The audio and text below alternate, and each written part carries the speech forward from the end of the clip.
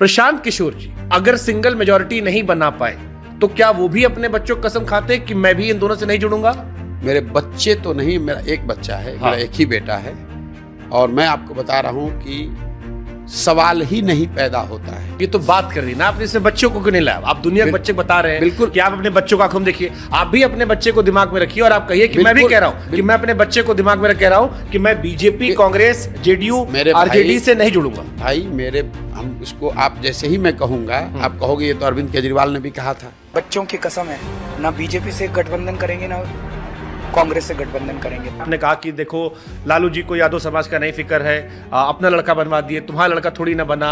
सबसे आप ऐसे पूछते हैं, लालू जी इतना अच्छा बाप है, लड़का नौवा नहीं पास है, लेकिन चाहते हैं कि बिहार का राजा बने। लोग पूछते हैं कि प्रसाद जी जीतकर आ गए तो कौन मुख्यमंत्री बनेगा? देखिए, और जात पात तो आप पर भी आरोप लगा रहे हैं कि आपने जब भी एक बड़ा कार्यक्रम किया उसमें आपने कह दिया कि जो हमारा अध्यक्ष होगा वो इस जाति से आ सकता है। आज बिहार की जो मैं बड़ी समस्या देखता हूँ, लड़का पलायन करना पड़ता है, छोटे छोटे पैसों के लिए दिल्ली में काम कर रहा है, स्वास्थ्य सुविधाएं बड़ी बदहाल है, स्कूल कॉलेजेस उस हिसाब से नहीं है, सब कुछ बदहाल है। अब ये कैसे बदल जाएगा? आपकी सरकार बन भी गई, जैसे फिर मैं केजरीवाल जी को लाऊंगा। बिहार में पूंजी की उपलब्धता को ठीक कर दिया जाए तो बहुत बड़े पैमाने पर डिस्ट्रेस माइग्रेशन को रिवर्स किया जा सकता है। ये बात आप नीतीश जी को क्यों नहीं समझा पाए? अब जनता पूछती है कि जनस्वराज में टिकट पाने का क्या आधार होगा? बहुत सारे यूट्यूबर्स थे जो मुझसे कहे कि प्रशांत जी ने कहा था कि सारे यूट्यूब पत्रकारों को बचा लेंगे, कोई केस हुआ बाद में भुला गए। अब वो कह रहे हैं कि हमको डर लग रहा है कि प्रशांत जी के इर्द गिर्द बड़े बड़े अधिकारी रहते हैं, हम लोग को डर है कि जो युवाओं में उम्मीद थी कि झंडा हम बुलंद किए, टिकट नेताजी का लड़का ले जाएगा। एक इंटरव्यू में और बड़ा वायरल आपका हुआ पानी पीने, करण थापर जी, करण थापर मेरे बड़े मित्र हैं। ऐसा नहीं है कि करण थापर से मैं कोई डर रहा हूं कि मैं इंटिमिडेट हो जाऊंगा। काम छोड़ दीजिए, पैसा छोड़ दीजिए, अगर मोदी जी ने बिहार के विकास के लिए एक बैठक किया हो तो हम ये पूरा अभियान वापस ले लेंगे। मोदी जी का, नीतीश कुमार का ही झंडा लेकर घूमेंगे। आप 19 में तो हम नहीं आए थे, तब तो मोदी जी प्रधानमंत्री थे नहीं। लार्जर देन लाइफ तो आपे बना दिए ना। ठीक है भाई, हो गया। मान लीजिए हमसे गलती हो गई तो प्रायश्चित भी हम ही कर रहे हैं, फिर नीतीश जी को बनवा दिए, धूल हम ही फाँक रहे हैं। नीतीश जी को तो फिर बनवा दिया। अरे एक मुस्लिम अपीसमेंट की बात चल रही है, मुसलमान सिर्फ भाजपा के डर से वोट देता है और यही बात मैं मुसलमानों को कह रहा हूँ। उन्हें इस बात का भी डर है कि प्रशांत किशोर मुसलमानों से बात कर रहे हैं, कहीं वोट कटुआ ना बन जाए वो। ये बात आप अपनी जात वालों को क्यों नहीं समझाते, सवर्णों को, जो बीजेपी का वोटर है? मुसलमानों के बीच में जाकर मैं मोदी जी की क्या चर्चा करूंगा? तो ऐसे ही उनकी बात नहीं सुनना चाह रहा। हो सकता है प्रशांत किशोर वही काम कर दें जो काम चिराग पासवान ने पिछली बार कर दिया था। महिलाओं की भागीदारी के बारे में आपकी पार्टी में क्या सीन है? जनस्वराज की सरकार बनी, 15 मिनट में शराबबंदी हटाकर फेंक देंगे। लोग कह रहे हैं कि भैया इससे तो महिला नाराज हो जाएगी। मैंने होता है होने दो। चुनाव लड़ने के लिए पैसा भी चाहिए। आदमी पूछ रहा है कि भैया इतना पैसा आया कहां से? जेपी, कांग्रेस, टीएमसी, इनके जो जुड़े हुए इंडस्ट्रियलिस्ट हैं उनसे यह पैसा ले। इंडस्ट्रियलिस्ट हो, सब बिजनेसमैन हो, छोटे हो, बड़े हो, नेता भी हो, बहुत लोग दे रहे हैं पैसा, बहुत लोग दे रहे हैं, दूसरी पार्टी के भी दे रहे हैं। अब लोग मन में सवाल यह है कि जो आदमी पैसा दे रहा है कुछ उम्मीद तो वो भी कर रहा होगा। प्रशांत किशोर जी मोदी जी के साथ रहे, अरविंद केजरीवाल, स्टालिन या ममता बनर्जी बिल्कुल कॉन्ट्रास्ट लोग हैं। तो आप क्या देख के चुनते थे? पैसा देख के चुनते थे? योगी आदित्यनाथ और अमित शाह में बीजेपी का फ्यूचर कौन है? मैं इतना जानता हूं कि भाजपा का लीडर जो भी होगा वो नरेंद्र मोदी से ज्यादा हार्डलाइनर होगा। अभी जातिगत जनगणना की बात चल रही है तो जातिगत जनगणना के पक्ष में है, लेकिन मैजिक नहीं होगा। ये मैजिक नहीं है और चुनावी फायदे के लिए जो लोग ये बात कह रहे हैं वो देश को गुमराह कर रहे हैं। भैया आप खुद 60 वर्ष सरकार में थे। बिहार को ज्यादा नुकसान किसने पहुंचाया, नीतीश जी ने या लालू तेजस्वी परिवार ने? ज्यादा डेमोक्रेटिक कौन है, नरेंद्र मोदी या ममता बनर्जी? अब लेंस लगा कर देखना पड़ेगा थर्ड एम्पायर को भेज तो के। अंदर से देखिए ना। बिहारियों के आन बान के सवाल है और पहली बार हम लोग ये दिखाएंगे कि भैया बिहार में सारे लोग अनपढ़ नहीं है। जो गंजी के शर्ट के ऊपर गंजी पहन ले वही नेता बिहार का नहीं है। अब की बार प्रशांत किशोर की सरकार अगर 130-40 सीट आई तो मैं उसको अपनी बहुत बड़ी हार मानूंगा। अर्श पर या फर्श पर, बीच में नहीं मरेगा। एक नारा चला था कि बिहार में बहार है क्योंकि नीतीश कुमार है। हमें लगा कि जब वक्त बदला तो थोड़ा सा नारा बदल देते हैं। बिहार में बदलाव का शोर है, नाम उसके पीछे प्रशांत किशोर है। धन्यवाद। छपवा भी सकते हैं चाहे तो आप। कॉपीराइट लगा दोगे आप। कैसे सर आप? बहुत बढ़िया चल रहा है, मजा आ रहा है? buried in the bushes but yes alive and kicking। लोग कह रहे हैं कि कई पागल होते हैं जिनको सुकून नहीं चाहिए होता है। अच्छा खासा आपने मोदी जी को जिताया, अमरिंदर सिंह को जिताया, जगन मोहन रेड्डी, केजरीवाल, स्टालिन, ममता बनर्जी, लोग कहे फिर भी मन नहीं भरा। नहीं, देखो, कोई किसी को जिता तो नहीं सकता है। We are highly overrated guys. When I used to work in that domain, तब मैं ये कहता था कि भाई हम लोग बहुत ओवररेटेड है। मीडिया को कोई चाहिए टेंजिबल, जिसको आप क्रेडिट दे सकें, जिसको आप गाली दे सकें। हम लोग at best on the margin you can contribute some things to bring efficiency and make the system a bit more effective. लोग जीतते तो नेता ही है, जिताता उसका कार्यकर्ता है, वोट जनता देती है। हम लोग जैसे उसमें थोड़ा बहुत योगदान करते हैं। लेकिन 10 साल वो काम मैंने किया, करीब 8-10 स्टेट्स में जीतने के बाद ऐसा लगा कि अब इसमें कुछ नया करने को नहीं है। और मैं अपना जीवन 10 साल के बकेट्स में जीता हूँ। पहले 10 साल संयुक्त राष्ट्र संघ में थे। जब अच्छी खासी वहाँ पर जगह बन गई तो उसको छोड़कर आ गए, और जो काम करने की किया उसको लोग चुनावी प्रबंधन, रणनीतिकार वगैरह कहते हैं, but that domain never existed in India. जब मैं छोड़कर आया तो मेरे पिताजी इतने नाराज हुए, कई महीनों तक बात नहीं किया। मेरे माँ को उस समय कहते थे तुम्हारा लड़का पागल हो गया, अच्छी खासा UN का नौकरी छोड़ के पता नहीं क्या कर रहा है। लेकिन धीरे धीरे ऊपर वाले की कृपा से थोड़ी जगह बन गई और काम भी किया, तो सफलता भी मिली। फिर जब लगा कि सफलता मिल गई तो फिर वहाँ से छोड़कर नई यात्रा शुरू करनी पड़ी। 2015 में फिर नीतीश जी के साथ लगे, फिर पंजाब गए, फिर आंध्र प्रदेश गए, कई राज्यों में गए। जब लोगों को लगा कि अब बंगाल जीत गया, अब तो एकदम शिखर पे पहुँच गए, तो मुझे लगा कि अब ये समय है सही छोड़ने का। आपको डोमेन तब छोड़ना चाहिए जब आप उसके टॉप पर हैं। नहीं तो इसी में एक सवाल आता है सर, क्योंकि आज अधिकतर सवाल हमने जनता से लिए। आपकी पार्टी में भी जन है और हमने सारा सवाल भी जनता से लिया है। पार्टी तो मेरी नहीं है, लेकिन बनने अभियान वाली जो है। हाँ, शुरुआत हो रही है उसकी, अब तो कई मीटिंग्स हो रही है।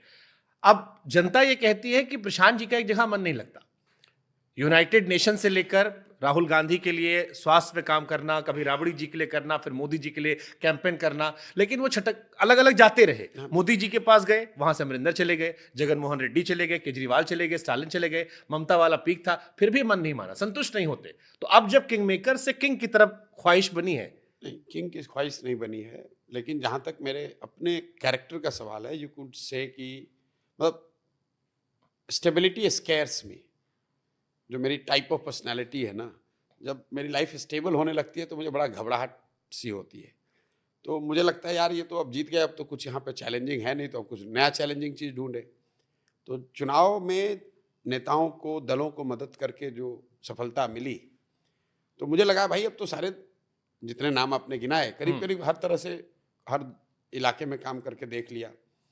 अब क्या करें जो इससे ज़्यादा चैलेंजिंग है। तो साल भर सोचा समझा, चर्चा करी, दिमाग लगाया।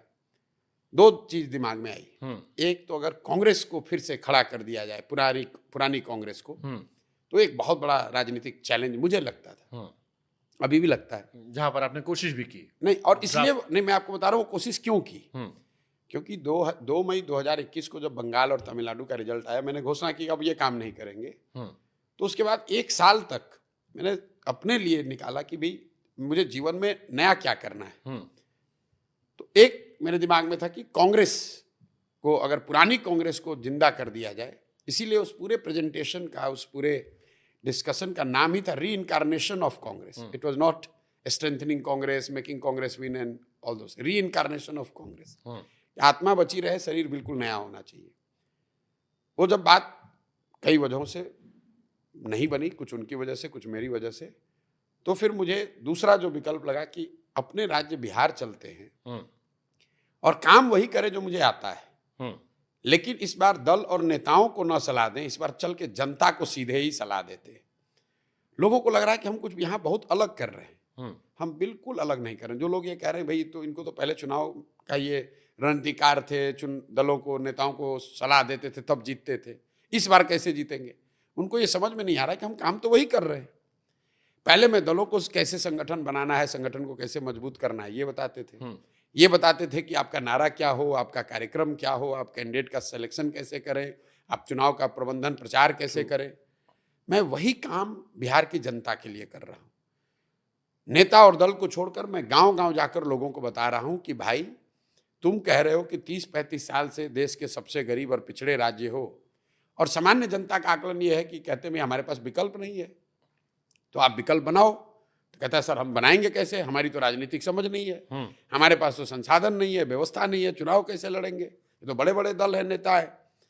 तो मैं उनको मूलभूत क्या कह रहा हूं कि तुम साथ में आओ, तुम दल बनाओ, मैं तुम्हारी मदद करता हूं, साधन की चिंता मत करो, चुनाव की चिंता मत करो, पैसे की चिंता मत करो, ये सारा जो व्यवस्था है ये प्रशांत किशोर पर छोड़ दो और तुम अपने और अपने बच्चों के लिए नया विकल्प बनाओ, ताकि बिहार की का जो ये गरीबी है, बिहार की का जो पिछड़ापन है, उसको दूर किया जा सके। अब देखिए यही अब ये जो देखिए, मैं 2 बरस से ये गांव गांव घूमकर यही काम कर रहा हूं। लोगों ने कहा पहले अरे इनके घूमने से क्या होता है, लेकिन धीरे धीरे कार में 10 लोगों के साथ भी पैदल चला हूं, ऐसे जगहों पर भी गया हूं जहां पर कोई नहीं पहुंचा है 10-10, 20-20 साल से, सब कुछ दांव पर लगाया है। लोगों ने कहा अरे बिजनेसमैन आदमी है, भाग जाएंगे, न टिकेंगे। आज स्थिति यह है कि बिहार में इसी जातियों में बटे हुए बिहार में, पिछड़े गरीब अनपढ़ बिहार में 1 करोड़ लोग, इसको मार्क कीजिए, 1 करोड़ लोग साथ में आकर एक दल बना रहे हैं जो 2 अक्टूबर को बनने जा रहा है। और वो दल प्रशांत किशोर नहीं बना रहे हैं। ये पहली बार लोकतंत्र मतलब देश के इतिहास में पहली घटना होगी जिसमें दल बनने के बाद नहीं, दल बनाने के दिन 1 करोड़ लोग आकर दल बना रहे हैं। तो 2 अक्टूबर को जब दल बनेगा तो इस दल को बनाने वालों की संख्या 1 करोड़ होगी। बिहार का कोई प्रखंड, डिस्ट्रिक्ट, पंचायत नहीं होगा जहां इसके पदाधिकारी नहीं होंगे, जहां इसका संगठन नहीं होगा। Just to give you context, जो यहाँ पर 25 साल 30 साल से दल हैं, भाजपा वाले अपने संगठन का बड़ा महिमा मंडन करते हैं, उनका जो कोटेड नंबर है बिहार में वो करीब 66 लाख का है। 30 साल पुराना दल, देश में इतना बड़ा दल, उसके बिहार में मेंबर है 66 लाख, उनका दावा है। सही गलत क्या है उसको छोड़ दीजिए।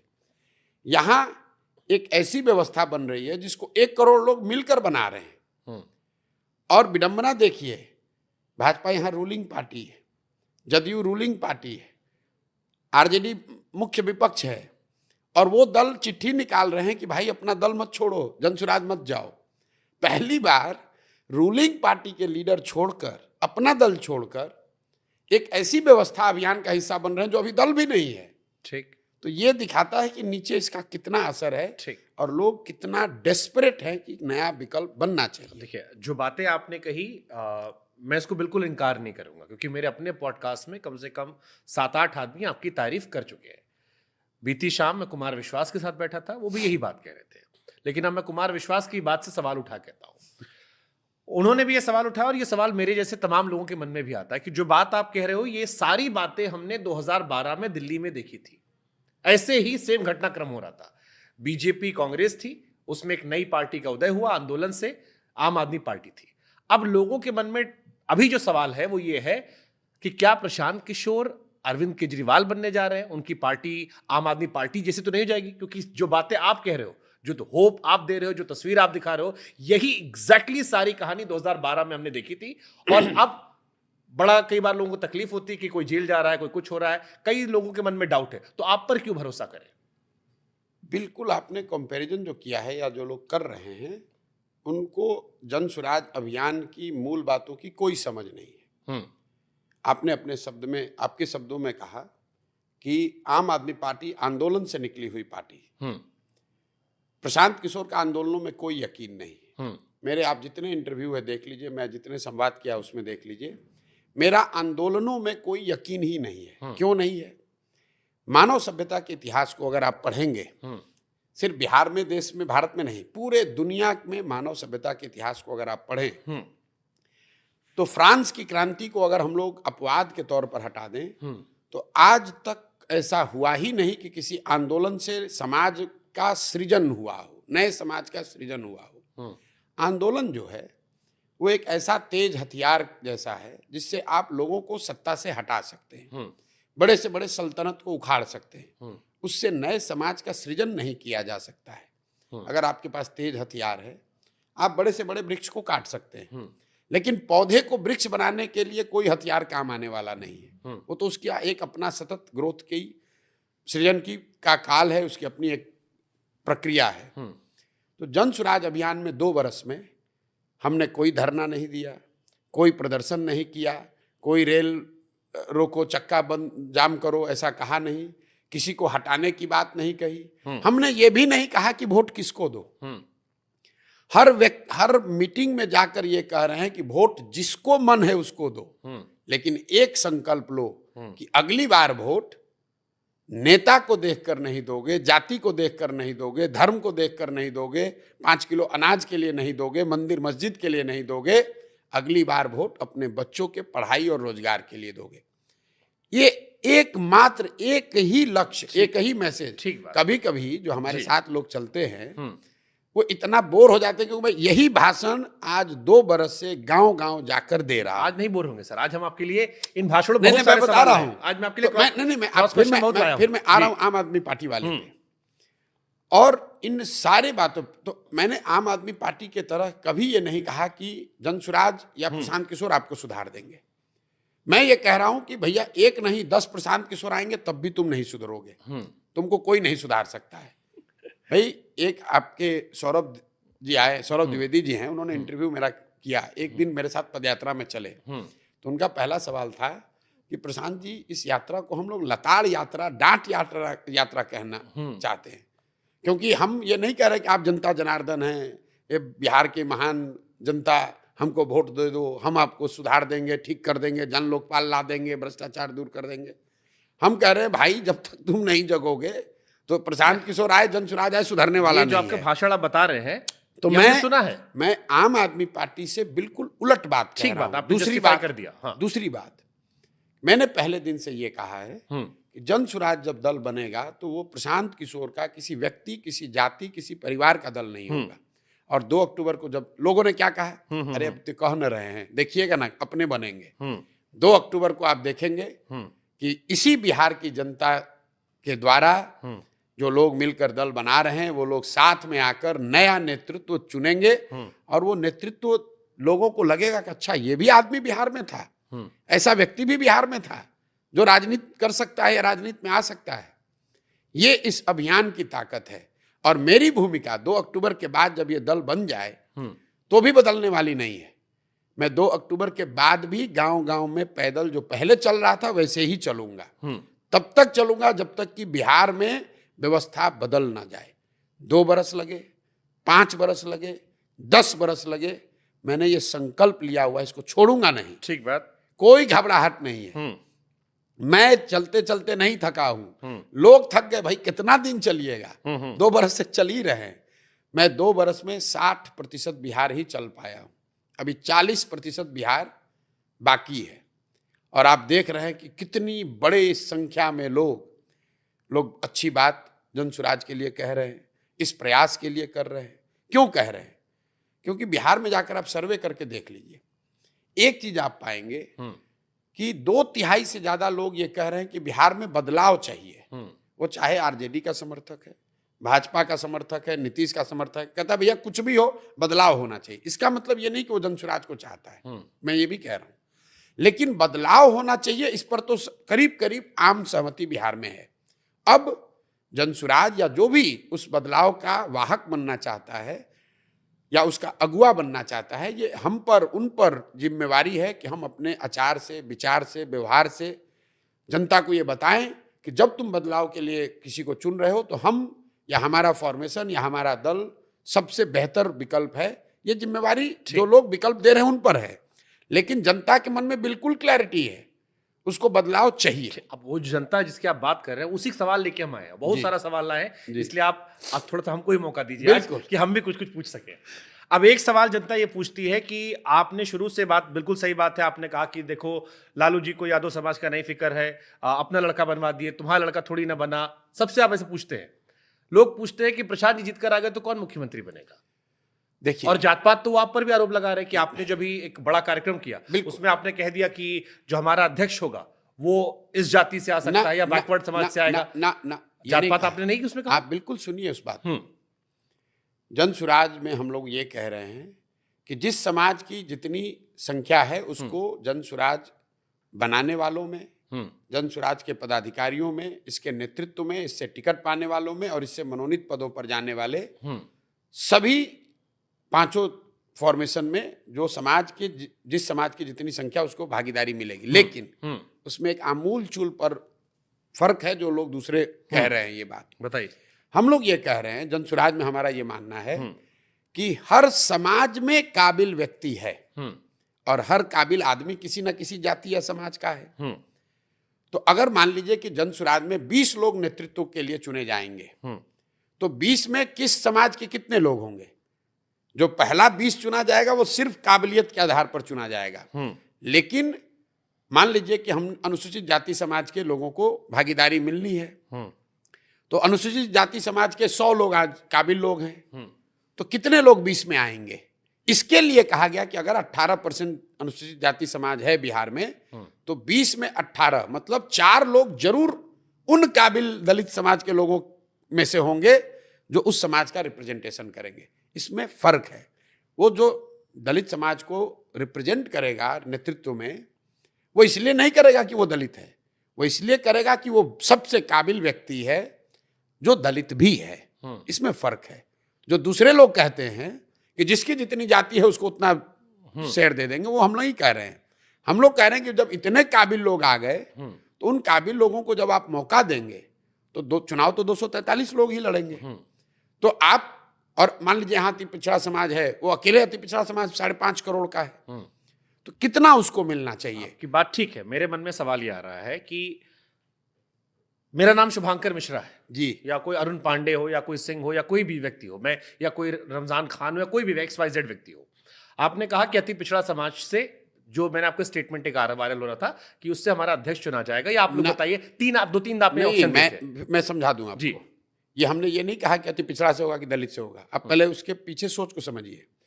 हम लोगों ने कहा कि समाज में 5 वर्ग में आप लोगों को देख सकते हैं। एक जो सामान्य वर्ग है, दूसरा ओबीसी समाज है, तीसरा ईबीसी समाज है, चौथा अनुसूचित जाति समाज है और 5वां मुस्लिम समाज। करीब करीब ये 5 बकेट हैं जो कि सामाजिक, राजनीतिक, शैक्षणिक स्तर पर अलग अलग बकेट में रखे जा सकते हैं। ठीक बात। हम लोगों ने कहा कि भाई आपकी संख्या और काबिलियत के हिसाब से भागीदारी तो मिल गई, लेकिन नेतृत्व तो कौन सबसे पहले करेगा?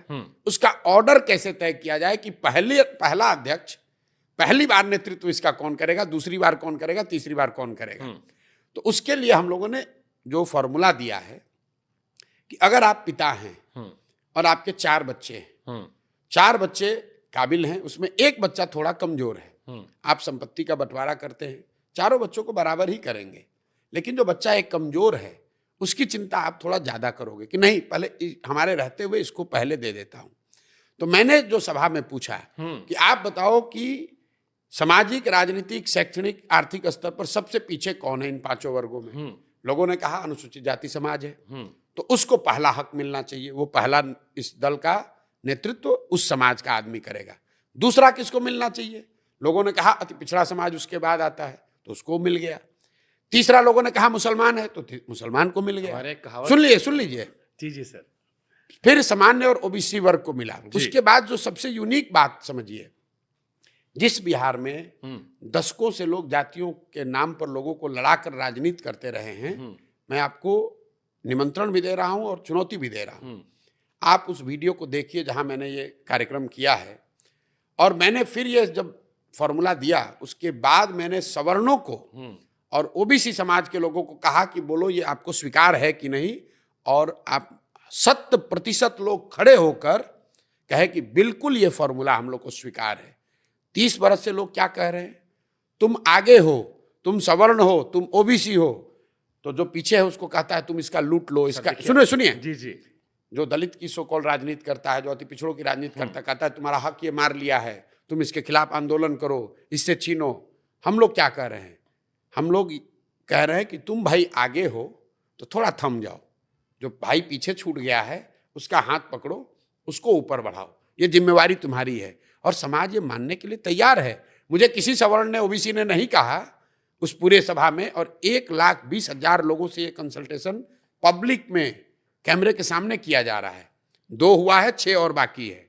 और लोगों ने क्या कहा? नहीं, बिल्कुल ये सही फॉर्मूला है, क्योंकि किसी को दलित है इसलिए नहीं बना रहे हैं, इसलिए नहीं बना रहे कि वो अति पिछड़ा है।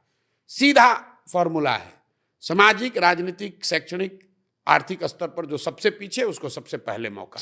अब आपने सारी बात की, मेरे मन में 3-4 बातें आई, क्योंकि मैंने आपको बहुत धैर्य सुना। पहली बात आपने कहा कि मेरे आम आदमी पार्टी में कनेक्शन नहीं है। एक कनेक्शन जो मुझे महसूस हुआ सुनते हुए ये था, अरविंद केजरीवाल भी कहते थे कि हमने आपस में कंसल्ट कर लिया, उसमें कहा गया, ये बात हो गई। ये अक्सर ये स्टेटमेंट उनसे भी हमने कई बार सुना है। दूसरा, अपीसमेंट सर इसी को तो कहते हैं, एक बड़े वर्ग को, ये बात ठीक है, काबिलियत वाली बात है, लेकिन मान लीजिए कोई व्यक्ति बहुत काबिल हो सकता है उसका नाम रमजान हो सकता है शंकर पांडे नाम हो, आपने बड़ी आबादी में से दे दिया, तो यही तो बाकी पॉलिटिकल पार्टीज भी करती कि वो एक जातिगत आधार पर बड़ी आबादी से नहीं दिया। आपने ठीक कहा, कोई शंकर पांडे बहुत काबिल हो सकता है शायद तो बिहार का ज्यादा भला कर देता। एक में सुनिए, और कोई निरंजन मेहता भी बहुत काबिल हो सकता है, बिल्कुल जायज है। कोई अंसारी, मोहम्मद अंसारी भी बहुत काबिल हो सकते हैं। लेकिन आप जब कोई व्यवस्था बना रहे हैं तो आपको देखना है कि इन सारे काबिल लोगों में इनका प्रोपोर्शन क्या होना चाहिए। आप सिर्फ एक व्यक्ति को, अगर वो संजय पांडे सबसे बड़े काबिल आदमी हैं तो सामान्य वर्ग के लोग भी तो नेतृत्व करेंगे ना, 2 बरस के बाद कर लेंगे। बट अभी इलेक्शन में ये करना चाहिए ताकि वोट बैंक हम कोई फायदा। इलेक्शन से नहीं मतलब है इसका, इसमें सर है, इसका कोई इलेक्शन से लेना देना नहीं है। बट पॉलिटिकल पार्टी सारी चीजें इलेक्शन के लिए करती है सर। इसका ये चीज जन स्वराज के संविधान में लिखा जा रहा है। ये सिर्फ संविधान, ये इलेक्शन की बात नहीं है। इसी ऑर्डर में ये बनेगा, इसी ऑर्डर में ये चलेगा। ये प्रशांत किशोर का डिक्टेशन नहीं है, ये लोग जो बना रहे हैं वो मिलकर इसको तय कर रहे हैं। आपने कहा कि अरविंद केजरीवाल भी यही कहते थे। आप तो मीडिया में हैं, वो वीडियो दिखाइए जहां पर इस तरह के ओपन सर्वे हुए हैं। आप वो वीडियो दिखाइए जहां पर 5000 गांव में कोई गया हो और वीडियो रिकॉर्डिंग के तहत ये सारी चर्चा की गई है। आप मुझे वो वीडियो दिखाइए जहां लोगों ने कहा कि अरविंद केजरीवाल होंगे और उसके बाद वो कहते थे कि व्हाट्सएप पे हमने मंगा लिया है।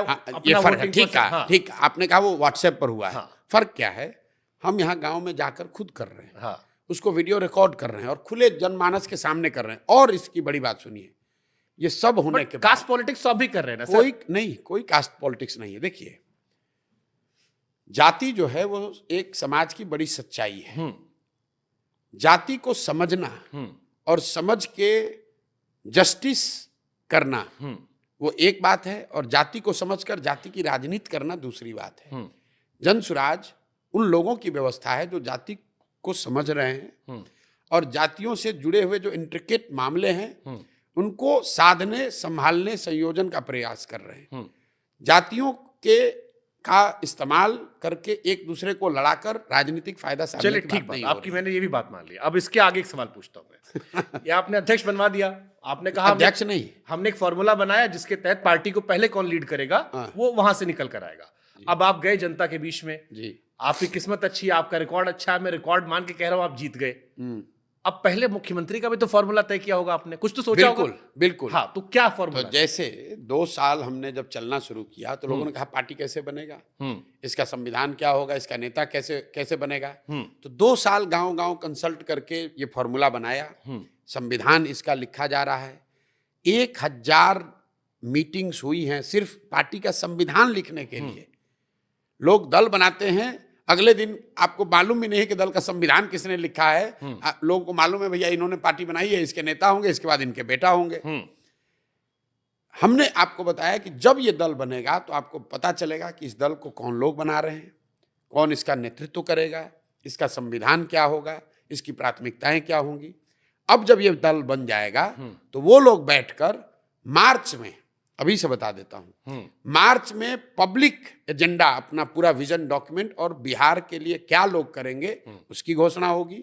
और उसके बाद कौन इस पार्टी का मुख्यमंत्री का चेहरा होगा ये भी चुनाव से पहले बताएंगे। अभी नहीं बताएंगे? नहीं, अभी नहीं, अभी पार्टी बना नहीं, अभी पार्टी नहीं बनी, लेकिन अध्यक्ष बता दे रहे हैं। नहीं, अध्यक्ष का भी नाम नहीं बताया। नाम नहीं बताया, कहां किस समाज से, समाज भी नहीं बताया, फॉर्मूला बताया। हाँ। और उस पर चर्चा करके लोग सुन रहे, इसी पर आ रहे हैं।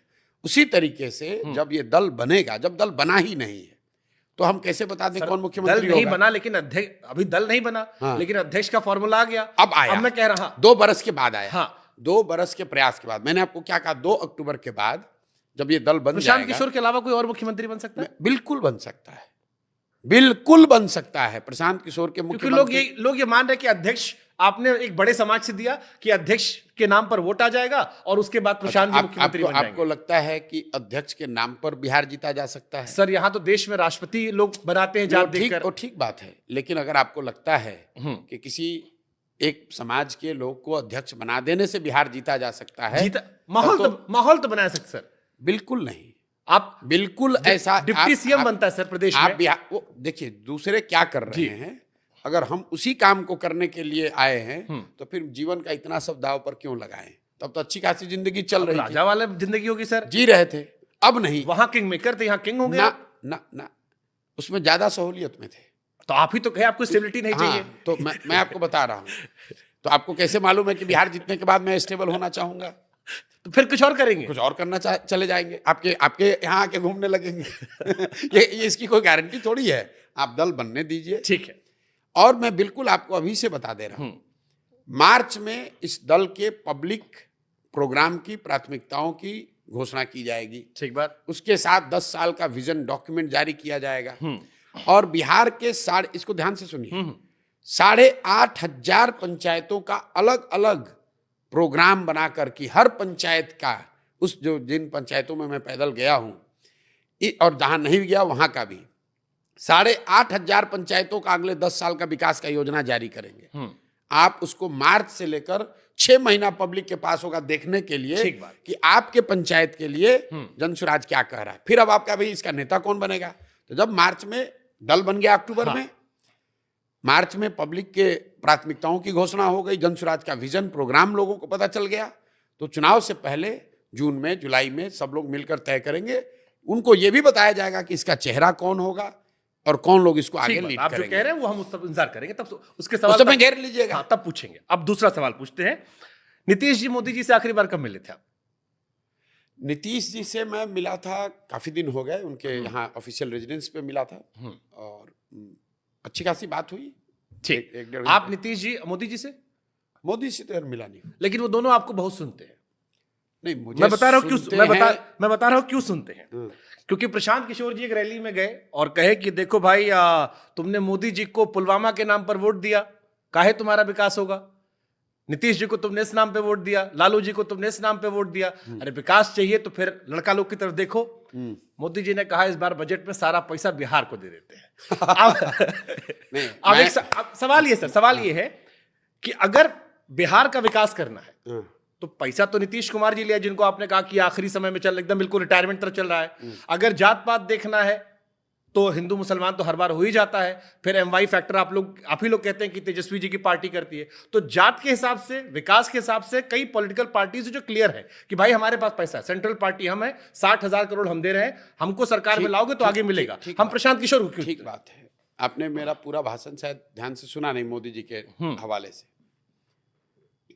पहली बात तो जो अभी बिहार को मिला है बजट में, जो थोड़ा बहुत पैसा, और कितना चाहिए सर? मैं बता रहा हूँ, 2015 के चुनाव में मोदी जी ने दिल्ली से नहीं, बजट से नहीं, बजट में नहीं, आरा में सभा में पूछा और हाथ उठाकर बोला कितना चाहिए, 60,000 दूं कि 60,000 करोड़ दूं कि 70,000 करोड़ दूं, 80,000 करोड़ दूं कि 90,000 करोड़ दूं। बढ़ाते बढ़ाते बोला 1,60,000 करोड़ का पैकेज दिया। नतीजा क्या हुआ? बीजेपी को 55 सीट आया। मैं ये नहीं कह रहा हूं कि सेंटर पैसा दे रहा है कि नहीं, तो ये बात ही नहीं कर रहे। हम लोग ये कह रहे हैं, आपने वो डीएनए वाला करवा लिया था ना सर उस टाइम। गजब आपने किया था। हम अभी क्या करें मोदी जी के लिए? मैं गांव गांव जाकर ये कह रहा हूं कि 14 में हम लोगों ने 30-32 सीट मोदी जी को जिताया, जाति धर्म भूल कर जिताया, क्योंकि मोदी जी के जाति का तो कोई बिहार में रहता नहीं है। फिर भी लोग कहता है बिहार में सब जाते वोट देता है। हम कहते भाई मोदी जी को वोट कौन दे रहा है, उनके जाति का तो कोई नहीं है बिहार में। 14-15 में हम लोगों ने मोदी जी को यहाँ से 30-32 सीट दिया। 2019 में 39 सीट जिता दिया। इस बार भी 30 जिताए हैं। और मैं लोगों को कहता हूं कि भाई जितने यहाँ पर मोदी के भक्त हैं, भाजपा के वोटर हैं, आप लोग एक मदद मोदी जी का कीजिए, हमको ये दिखा दीजिए कि एक कोई बैठक मोदी जी ने पिछले 10-12 साल में की हो जो बिहार के विकास के लिए बैठक हो। काम छोड़ दीजिए, पैसा छोड़ दीजिए, अगर मोदी जी ने बिहार के विकास के लिए एक बैठक किया हो तो हम ये पूरा अभियान वापस ले लेंगे, मोदी जी का, नीतीश कुमार का ही झंडा लेकर घूमेंगे। लेकिन सच्चाई ये है कि 10-12 साल में मोदी जी ने बिहार के विकास के लिए कोई एक बैठक एक दिन अपना नहीं निकाला। तो मैं लोगों को ये बताता हूं कि भाई जिस आदमी को तुमने 30, 32, 35 सीट जिताया है, उस आदमी ने आपके विकास के लिए एक दिन नहीं निकाला, अपने आपके बच्चों के लिए एक दिन नहीं निकाला, फिर काहे उसको वोट देते हो? और लोग ताली बजाते हैं, लोग कहते हैं ना भैया बात तो आप ठीक कह रहे आप हैं। जितवाए थे इसलिए देते हैं। नहीं, हम तो 14 में मान लीजिए मदद किए थे, आप 19 में तो हम नहीं आए थे। तब तो मोदी जी प्रधानमंत्री थे नहीं, लार्जर देन लाइफ तो आपे बना दिए ठीक ना। है भाई, हो गया, मान लीजिए हमसे गलती हो गई तो प्रायश्चित भी हम ही कर रहे हैं, फिर नीतीश जी को बनवा दिए, धूल हम ही फांक रहे तो हैं। नीतीश जी को तो फिर बनवा दिया आप। अरे भाई गलती किए तो प्रायश्चित भी हम ही कर रहे हैं, आप तो नहीं कर रहे हैं। बनवाए इनको, हाँ, गलती हुई तो प्रायश्चित कर रहे हैं, गांव गांव जाकर धूल फांक रहे हैं। अब उसको सुधारने का देखिए जी, अगर एक बार को आप मान लीजिए कि आपने गलती की, तो आपके पास दो विकल्प बार-बार हैं। की। नहीं, बार-बार की, मान लीजिए बार-बार की, तो आपके पास दो विकल्प है, या तो उस गलतियों का पर चर्चा करते रहें, रिग्रेट करते रहें, या उस गलती को सुधारने के लिए प्रयास करें। तो मैं अब अगले जीवन के 10 साल 12 साल जो भी मैं कर सकता हूं, वो उन अब फिर इसमें उसको confusion- बिहार को सुधारने के एक लिए कंफ्यूजन लगाना फिर चाहता हमको आ हूं। रही जी है, एक कंफ्यूजन ये आ रही है, आपने कहा मैं एक चीज हासिल करता हूं, फिर मैं स्टेबल नहीं हो जाता, मैं तो कुछ और चाहता हूं। जी। तो वो गलती की वजह से आपने नीतीश जी का साथ छोड़ा, मोदी जी का साथ छोड़ा, या आपको लगा यार अब तो बड़ा बोरिंग सा हो गया, कुछ नया लाइफ में ट्राई वो करते हैं? मेरे लाइफ का एक दौर था, हाँ, जिसमें मुझे ये जो चीज मैं कर रहा था कि मुझे इस चीज को करना है और इसको करके देश में दिखाना है, अपने को समझना है, देश को दिखाना है कि ये चीज मुझे आती है, मैं कर सकता हूँ। कर लिया, खत्म हो गई कहानी। आप ये कह रहे हैं कि जो किया वो गलत था, तो मैंने आपको कहा कि आप मान कह रहे हैं कि लीजिए, वो लोग कुछ नहीं किए, इसलिए मैं कह रहा हूं। नहीं, अगर गलती है भी हाँ, तो उसका सुधार भी हम ही कर रहे हैं। अच्छा, एक सवाल मेरे मन में और आता है, लोग कहते हैं कि प्रशांत किशोर जी मोदी जी के साथ रहे, अब मोदी जी से बिल्कुल अलग विचारधारा अमरिंदर सिंह की है। उस टाइम तो, अब तो साथी हो गए, उस टाइम अलग थी। जगन मोहन रेड्डी, अरविंद केजरीवाल, स्टालिन या ममता बनर्जी, बिल्कुल कॉन्ट्रास्ट लोग हैं। तो आप क्या देख के चुनते थे? पैसा देख के चुनते थे, कंपटीशन देख के चुनते थे, या मोदी जी ने आपको आपके मन का नहीं दिया तो कहा आप मोदी जी को हराना शुरू कर देते हैं? दो तीन बातें हैं। जिसको ऐसा लगता है कि पैसा के लिए काम किया, तो इतनी समझदारी तो आपको होनी चाहिए कि पैसा ज्यादा कहाँ है, चुनाव जो लड़ रहा है उसको जिताने में, या जो जीत कर आ गया उसके साथ रहने में।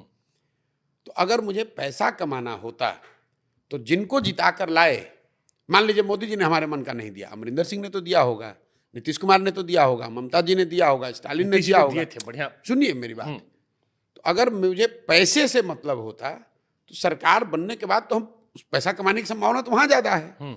हम तो कभी सरकार में क्या ही रहे नहीं, हम तो आंध्र प्रदेश जीतने के बाद बंगाल चले गए। अगर हमको पैसा कमाना होता तो आंध्र प्रदेश में रहते, पैसा तो कमाए ना सर आप। सुन तो लीजिए आप मेरी बात, पैसा फैक्टर नहीं है। आपने कहा किस आधार पर चुनाव हाँ, ये सारे इस बात को मैंने पहले भी बताया है।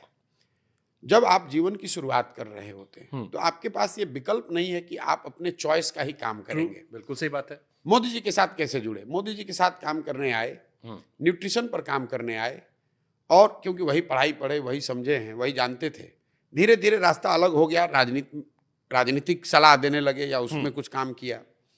मोदी जी के साथ जब काम किया तो उनके साथ ये एक व्यवस्था थी कि जिस तरह की एक पैरेलल प्रोफेशनल सेटअप बनाई गई है चुनाव प्रबंधन और राजनीतिक दल की मदद के लिए, एक ऐसी व्यवस्था देश में सरकार के साथ भी बनाई जाएगी जो कि लेटरल इंट्रेंस के लिए होगी। और एक वो मेरी अपनी सोच है कि लेटरल एंट्री होनी चाहिए और बहुत बड़े पैमाने पर होनी चाहिए। उसका बहुत बड़ा फ्रेमवर्क उनके साथ मिलकर बनाया गया था।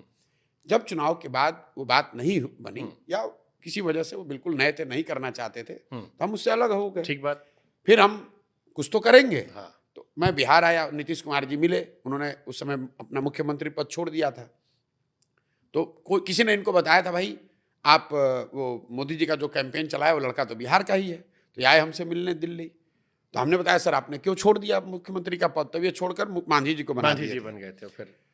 तो इन्होंने कहा भाई हम तो इतना 10 साल काम किए, उसके बाद जनता ने हरा दिया हमको, तो अब हम किस मुंह से रहते हैं वहाँ, तो इसलिए मांझी जी को बना दिया। अब देखते हैं क्या होता है। तो उस समय मुझे कोई राजनीति में मेरी दिलचस्पी बिहार की नहीं थी, और बिहार के नागरिक होने के नाते हम लोगों ने लालू जी का जंगल राज देखा था, और ये भी देखा था कि नीतीश जी के आने के बाद कुछ सुधार यहाँ पर होता हुआ दिखा था। तो मैंने उनको कहा सर खाली चुनाव हारने की वजह से अगर आप छोड़ दिए हैं तो आप वापस मुख्यमंत्री बनिए, और हम लोग हर तरह से आपकी मदद करेंगे कि आप चुनाव जीत जाइए। उस समय नीतीश जी ने मुझे कहा भी कि भाई मेरे पास तो कुछ नहीं है, ना पार्टी भी नहीं बची है, अब तो मुख्यमंत्री का चेयर भी नहीं है, तो क्यों आइएगा? हमें बिल्कुल आएंगे सर, आप बिहार के मुख्यमंत्री बन जाएं, बिहार का भला हो से क्यों नहीं आएंगे? बिल्कुल आएंगे। आए और एक ही शर्त रखी थी कि आप वापस मुख्यमंत्री बनिए। तो आप रिकॉर्ड को जाकर देख लीजिए, हमारे सलाह के बाद नीतीश जी खुद से वापस आए, मुख्यमंत्री बने, उनकी मदद की गई, उनको जिताया गया। और सिर्फ जिताया नहीं, तो प्रशांत किशोर साथ के चलते एक पार्टी का जन्म हो गया। सुनिए, 7 निश्चय का कार्यक्रम भी बनवाया, बिहार विकास मिशन जो लेटरल एंट्रेंट की व्यवस्था थी वो भी बनवाया।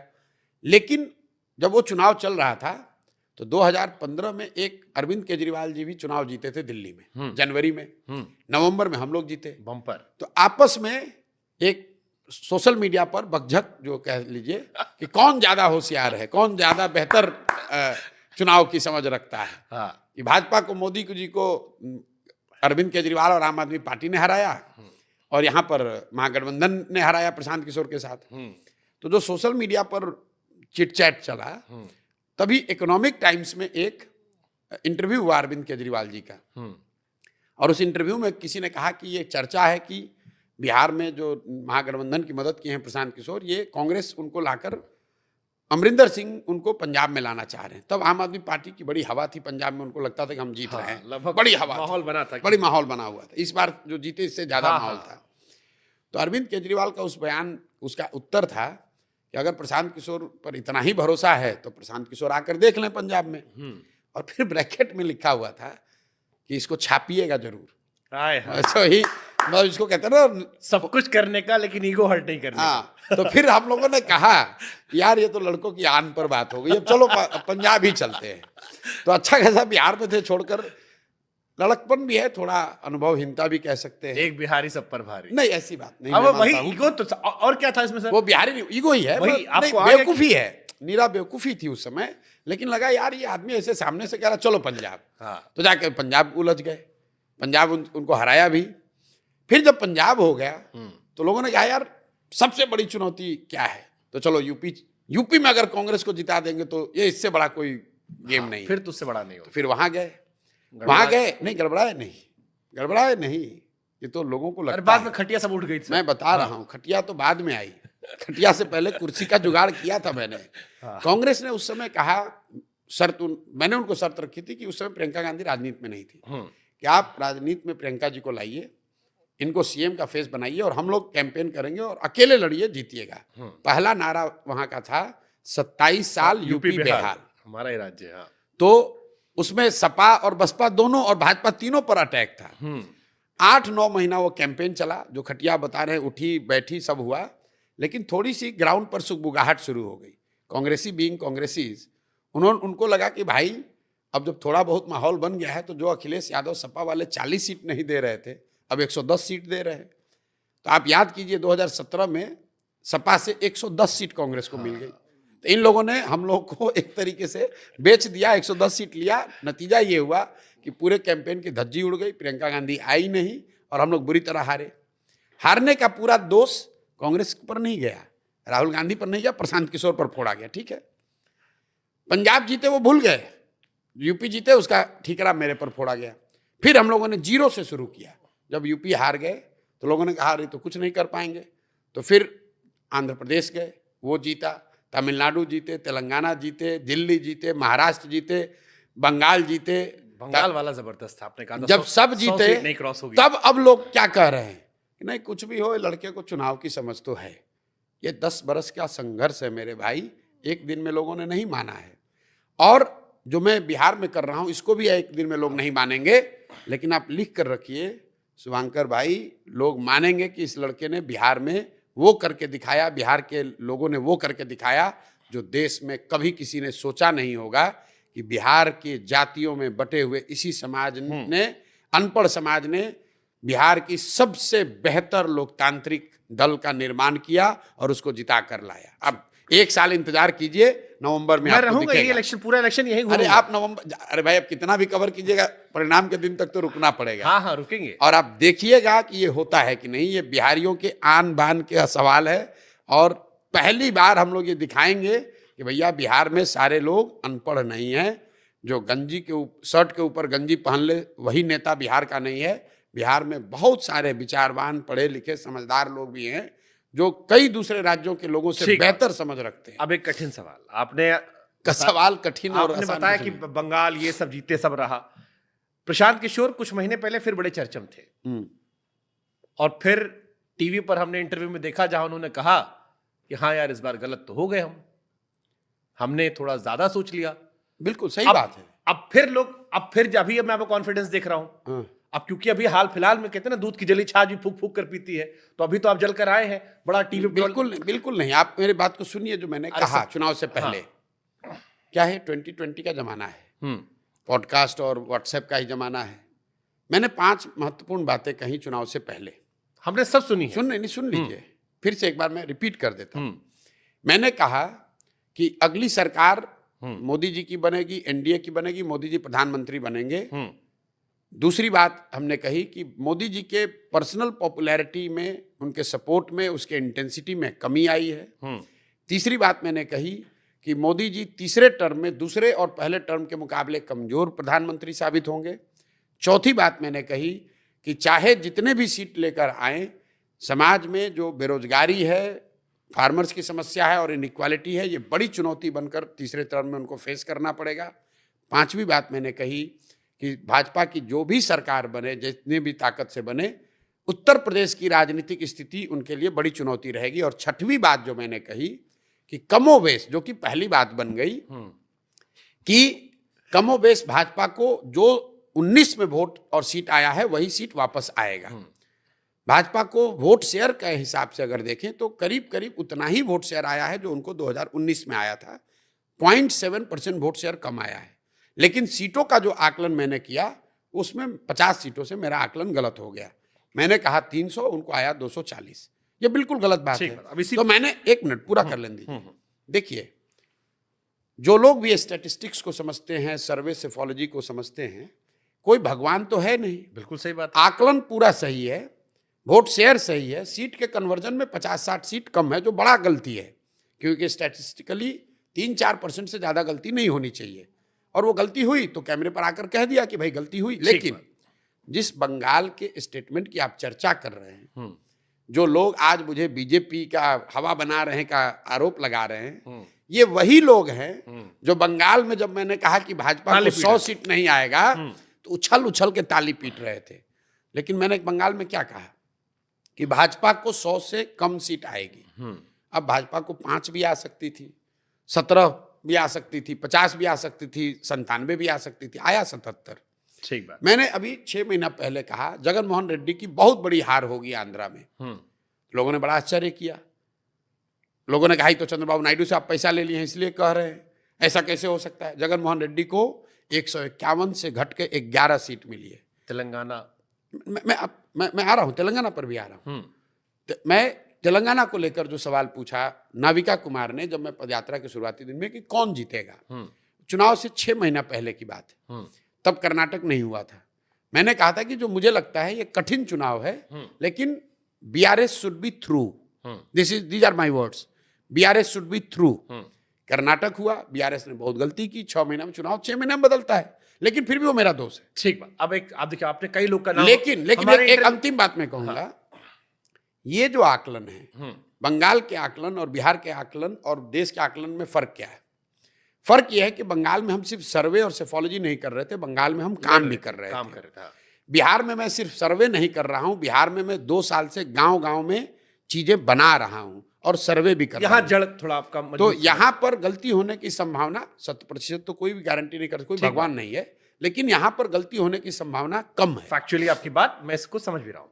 अब आपने कई इंटरव्यू, कई लोग का नाम लिया, तो एक नाम हम भी ले लेते हैं। आपने नाविका कुमार का नाम लिया, सौरभ द्विवेदी का नाम लिया, उस इंटरव्यू कहा। एक इंटरव्यू और बड़ा वायरल आपका हुआ अभी हाल फिलहाल में, पानी पीने, करण थापर जी। और आपने कहा कि मैंने कहीं कहा हो तो दिखाओ मुझे जी, मैंने कहीं कहा हो या तो सॉरी बोलो। फिर उसके बाद जब वो वीडियो उन्होंने डाला तो उसमें आपका ट्वीट भी मेंशन कर दिया जी, जिस ट्वीट में लिखा है कि आपने हिमाचल को लेके भी, उसमें ट्वीट जो था जी, बिल्कुल, अब वो डाला जी, तो बात गलत हो, उसको कोई काफी लोग चर्चा कर रहे हैं। बिल्कुल, देखिए करण थापर मेरे बड़े मित्र हैं। उसके बाद बात हुई वो इंसिडेंट की बात अक्सर होती है। अब बात समझ लीजिए, फैक्ट को पहले समझिए। कई लोगों ने कहा करण थापर को जो मैंने इंटरव्यू दिया है उससे पहले मैंने करण थापर को 4 इंटरव्यू दिए हैं और 1.5 घंटे लंबे इंटरव्यू। ऐसा नहीं है कि करण थापर से मैं कोई डर रहा हूं कि मैं इंटिमिडेट हो जाऊंगा। करण थापर ने जो सवाल किया और ये कहा कि आप हिमाचल में और गुजरात में हिमाचल और गुजरात के बारे में आपने प्रेडिक्शन किया था, हिमाचल में आप फैक्चुअली इनकरेक्ट थे। हाँ। मैंने उनको ये कहा कि मैंने ये कहाँ कहा है, वीडियो पर दिखाओ। आप जाकर फिर उस वीडियो को देखिए। मैंने कहा है कि आप वो वीडियो दिखाइए।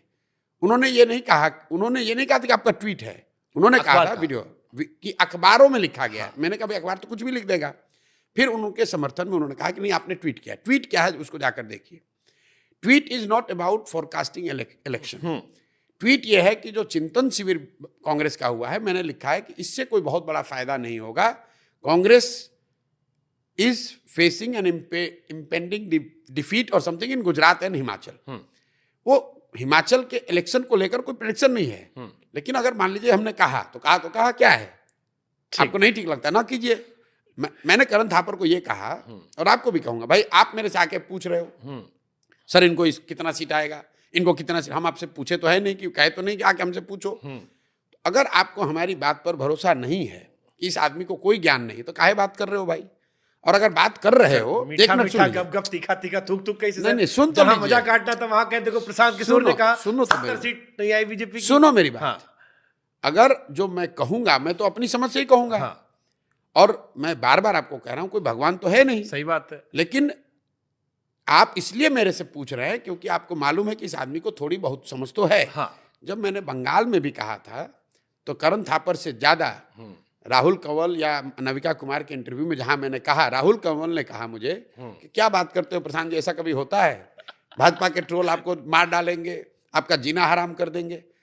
और उस इंटरव्यू के बाद आपके लिए है कि बंगाल का रिजल्ट आया और आपकी ताली बज गई, नहीं, 6 महीना तक लोगों ने मेरा जीना हराम करके रखा था कि तुमने 100 कहा है बेटा, याद रखना। हाँ, अरे हम नहीं आएगा तो तुमको छोड़ना पड़ेगा। हम लोग खुद बैठ के गिनते थे कि आप बंगाल वाला। अरे आप तो फिर भी आप हैं, आप पत्रकार हैं, मेरे घर वाले चुनाव के एक दिन पहले रात में रिजल्ट के पहले फोन करके बोल रहे हैं सब बात तो तुमने ठीक कहा यार, ये 100 वाला बात क्यों कह दिया, मान लो 100 से ज्यादा आ गया तो आपके लिए वो एक लाइन की घटना है कि प्रशांत किशोर ने कहा और बंगाल में वैसा हो गया।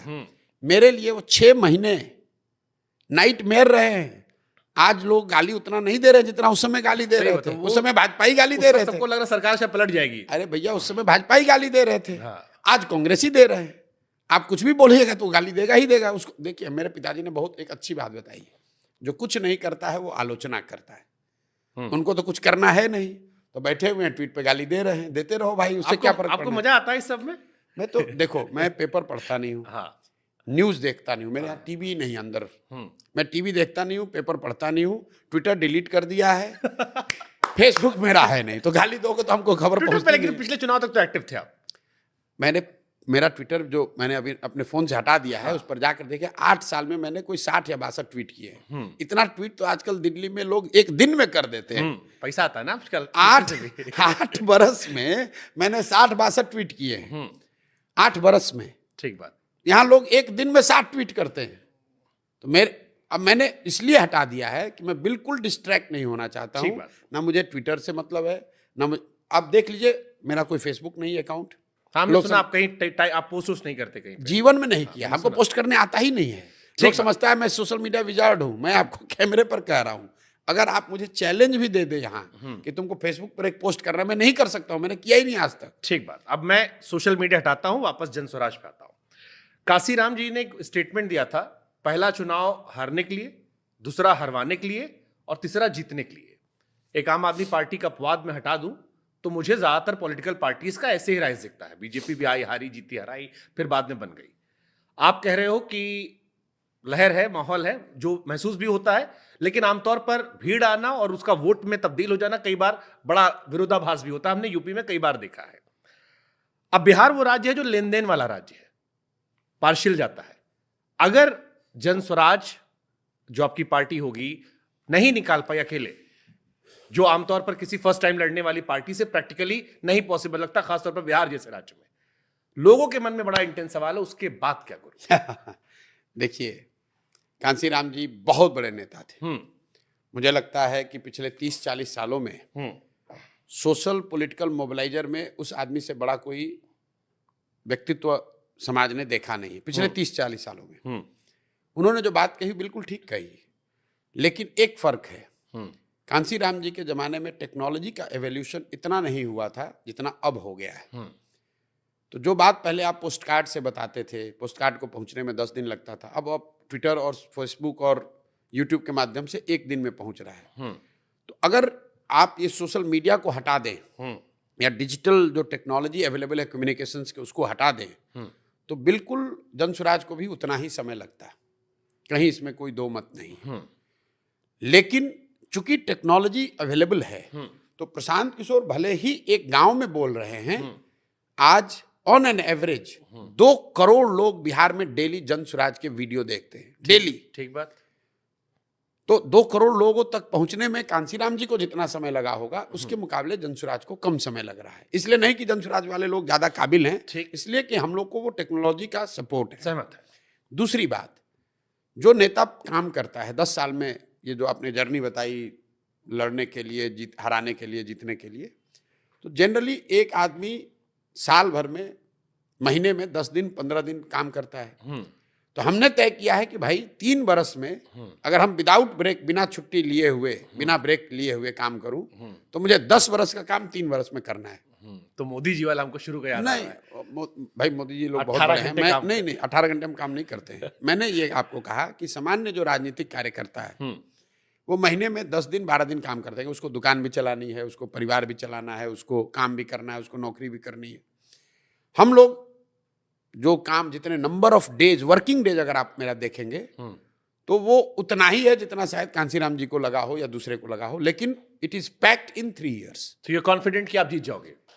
हम लोग, आई एम कॉन्फिडेंट कि जनसुराज आइदर अर्श पर होगा या फर्श पर होगा। मतलब या तो कुछ नहीं होगा, या तो जमानत जब्त हो जाएगी, या तो जमानत जब्त हो जाएगी। अगर जो बात हम लोग कह रहे हैं वो लोगों को समझ में नहीं आएगी और हम लोग का कुछ नहीं होगा।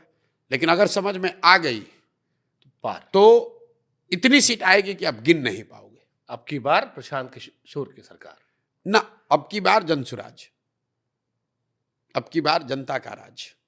अच्छा, अब देखो, लड़का क्योंकि अभी पैदा हुआ नहीं है, अभी 2 अक्टूबर को पैदा होगा जी, लेकिन अब फिर भी जो हम और आप मिले हैं और बात कर रहे हैं लड़के के भविष्य के बारे में जी, और आपने दुनिया भर के बच्चों का भविष्य बताया है कि बंगाल में 100 नहीं जाएगा, फलाना ढमकाना, और आप कॉन्फिडेंट हो। तो एक आपकी टीम से मैं मिल रहा था, वो बड़े कॉन्फिडेंट थे, कहते यार 130 सीट। मैं भी कई लोगों से बात करता आपके यहाँ पे, अच्छा, कि 130 140 तो हम मान के चल रहे हैं कि बाप हमारा पक्का हो गया। कुछ आपके भी तो मन में चल रहा होगा ना? नहीं, मैं आपको बता रहा हूँ, सबका भविष्य आप अगर 130-40 सीट आई तो मैं उसको अपनी बहुत बड़ी हार मानूंगा, बहुत बड़ी हार मानूंगा। पहले चुनाव में वो मैं अपने जीवन की बहुत बड़ी हार मानूंगा कि 3 साल मेरे जीवन का सब कुछ, मेरा अनुभव, मेरा प्रयास, मेरे संसाधन, मेरा सब कुछ, मेरा जीवन मैंने दांव पर लगाया है। उसके बाद अगर 130 सीट अगर आए तो मैं उसको जनसुराज की हार मानूंगा, अपनी व्यक्तिगत हार मानूंगा। आपको कैमरे पर कह रहा हूं, अर्श पर या फर्श पर, बीच में नहीं मरेंगे। प्रशांत किशोर के अंदर जो ये एक फायर है अंदर वाली, बड़ी अच्छी लगती है, लेकिन कई बार ये लगता है ना कि ये प्रैक्टिकल क्या है। लोग तो कहते हैं मैं बहुत प्रैक्टिकल हूँ। अभी मैं गांव-गांव में जाकर कहता हूँ कि मैं वो उनमें से नहीं हूँ जो बस लड़ने के लिए लड़ता है। हम लड़ने यहाँ आए हैं तो ये सोच समझ कर आए हैं कि कितनी कठिन लड़ाई है, इसको जीतने के लिए कैसी व्यवस्था बनानी पड़ेगी, कितना पसीना बहाना पड़ेगा, कितना संसाधन जुटाना पड़ेगा, ये सोच समझ कर आए हैं। आपको लगता है लोग भूल जाएंगे कि मैं फलानी जात का हूं या ये है? बिल्कुल बिल्कुल नहीं, या फलाने धर्म का है, बिल्कुल नहीं, या जब आखिर में मोदी जी आएंगे और तेजस्वी आएंगे और कहेंगे ये कब्रिस्तान है, बिल्कुल नहीं भूल, सारी बातें जब होंगी बिल्कुल नहीं भूलेंगे। तो फिर कैसे जनता? लेकिन इन सब के ऊपर उनको अपने बच्चों का चेहरा याद रहेगा, क्योंकि बिहार के बच्चे आज नग्न दशा में घूम रहे हैं। बिहार के बच्चे सबसे कठिन स्थितियों में 10 घंटे 12 घंटे मजदूरी कर रहे हैं। बिहार के बच्चे देश में सबसे ज़्यादा अनपढ़ हैं।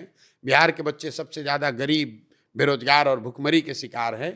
तो लोगों को इसीलिए पहले दिन से प्रशांत किशोर का चेहरा नहीं याद दिलाया जा रहा है, ये बताया जा रहा है कि एक एक आदमी अपने बच्चों के लिए वोट देना, और जिन नेताओं ने तुम्हारे बच्चों को गरीब, अनपढ़ और मजदूर बनाया है उसको वोट नहीं देना। बाकी जिसको वोट देना है दे दो। मैं आपकी जब बात सुन रहा हूँ, क्योंकि यूपी बिहार के लोगों से मेरा बड़ा राब्ता रहा है जी, और बड़े भावुक लोग होते हैं, जी। मतलब ऐसे लोग होते हैं कि अगर आपने दिल जीत लिया तो आपके लिए जान देने को तैयार है। जी अपने बच्चों से बड़ा लगाव रखते हैं क्योंकि पलायन बहुत ज्यादा है।